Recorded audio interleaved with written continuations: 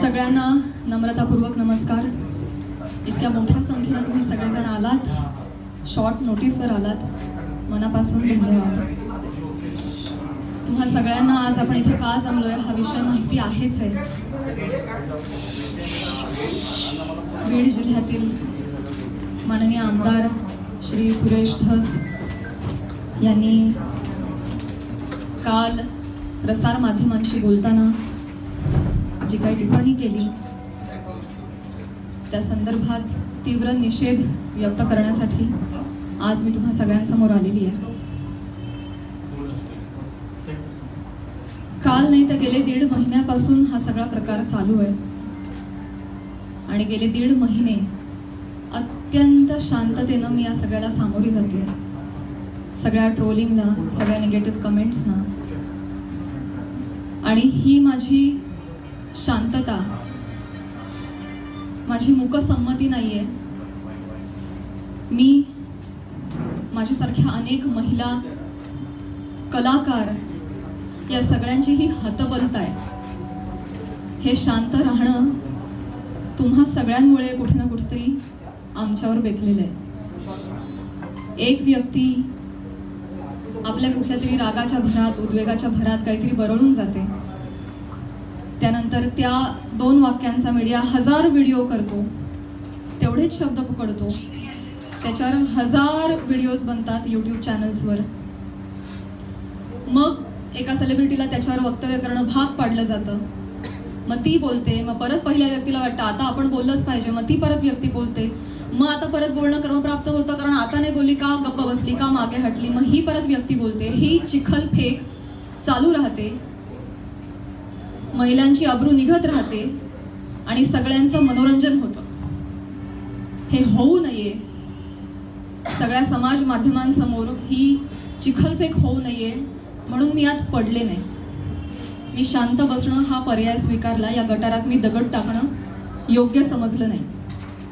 Also मला असं वाटलं की हा विषय इतका खोटा आहे, ही गोष्ट इतकी धादांत खोटी आहे, त्याला काही बेस नाही. एका सांस्कृतिक कार्यक्रमामध्ये सत्कार स्वीकारताना काढला गेलेला एक फोटो, ती आमची एकमेव भेट, धन्यवाद, हा एकमेव संभाषण, एक शब्द, याच्यावरून एवढी आवई उठावी, त्याला मी का प्रत्युत्तर देऊ? जेव्हा त्या गोष्टीवर मी भाष्य करते, 10 लोकांपर्यंतची गोष्टी 1000 लोकांपर्यंत पोहोचतात. ती जर गोष्ट खोटीच असेल तर ती किती काळ टिकणार, त्या गोष्टीला आपण किती महत्त्व द्यायचं? म्हणून मी त्या गोष्टीकडे दुर्लक्ष केलं.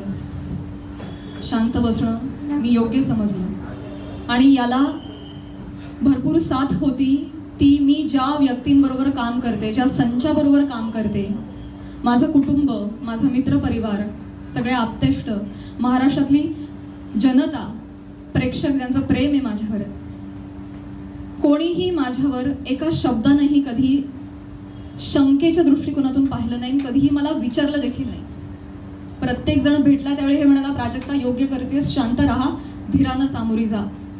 या अशा आवया उठतात आणि निघून जातात, सरपास होतात, तू शांत राहा, धीरानं सामोरी जा. ह्या सगळ्यांचा माझ्यावरचा विश्वास नाही. मी आधी पूर्ण करेन माझं सगळं. माईक मध्ये सर्व इको होतो, त्याच्यामुळे तुम्ही फक्त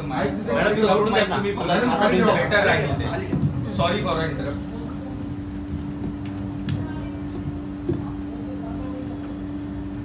तर ह्या सगळ्या ज्या आवया असतात, जशा निघतात तशाच निघून जातात. असं सगळं असल्यामुळे आणि या सगळ्यांचा पाठिंबा आणि माझ्यावरचा विश्वास इतका दांडगा होता की माझ्यासाठी अत्यंत जमेची बाजू होती. त्यामुळे मला माझ्या चारित्र्यावरचं एक्सप्लेनेशन द्यायला समोर यावं अशी गरजच वाटली नाही. आज ही वेळ येते की अत्यंत नामुष्की आहे आणि ती वेळ आली आहे कारण एक लोकप्रतिनिधी याच्यावर टिप्पणी करतात.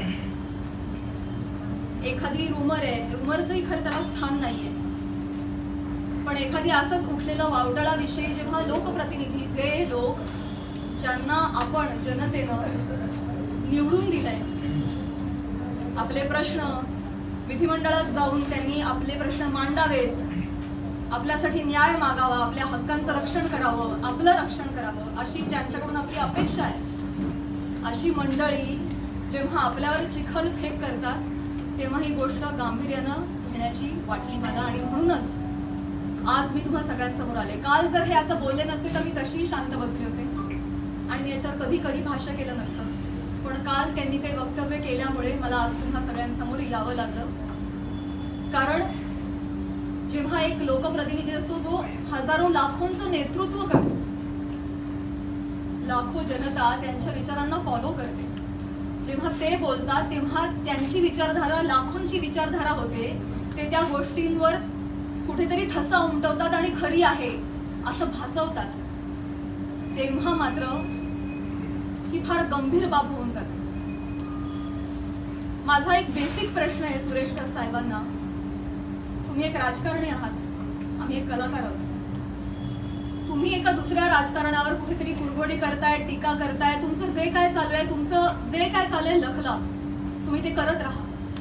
या सगळ्यांमध्ये तुम्ही कलाकारांना का खेचता?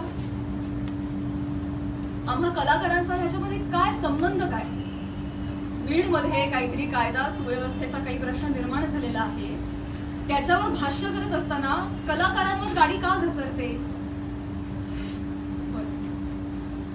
ते इव्हेंट मॅनेजमेंट विषयी काहीतरी सांगत होते की यांच्याकडून शिकावं इव्हेंट मॅनेजमेंट. मान्य.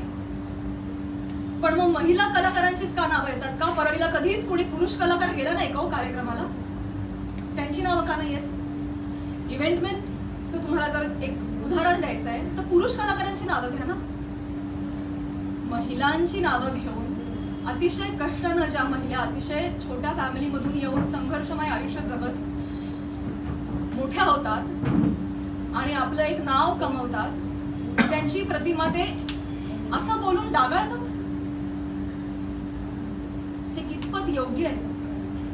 तुम्हाला उदाहरण द्यायचे, तुम्ही पुरुष कलाकारांची नावं घ्या, पण त्यांनी तसं केलं नाही. त्यांनी त्यांच्या वैयक्तिक स्वार्थासाठी फिल्म इंडस्ट्रीमध्ये काम करणाऱ्या महिलांची नावं घेतली, त्याचा वापर केला, गैरवापर केला.